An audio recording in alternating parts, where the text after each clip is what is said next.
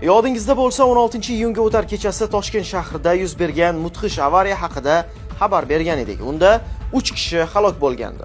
Yo'l harakati xavfsizlik xizmati axborot xizmati rahbari Zoir Yo'ldoshev kun.uz so'roviga javoban o'z yo'nalishida kelayotgan BYD Song Plus crossoveri yo'lning ruxsat etilgan qismidan qayrilib olayotgan Lacetti bilan to'qnashganini ma'lum qilgan edi. Ushbu hodisa oqibatida Lacetti mashinasi haydovchisi va uning 22 hamda 28 yoshli 2 nafar yo'lovchisi halok bo'lgan. BYD rulida voyaga yetmagan 16 yoshli shaxs bo'lgani, uning holati yaxshi ekani aytilgan edi. Kun.uzga ushbu avariya videosi kelib tushdi. Unda BYD svetoforning taqiqlovchi qizil chirog'ida harakatlanib, chorrahada yashil chiroqda ikkinchi ko'chaga burilayotgan Lacetti'ga borib urilgani ko'rinadi.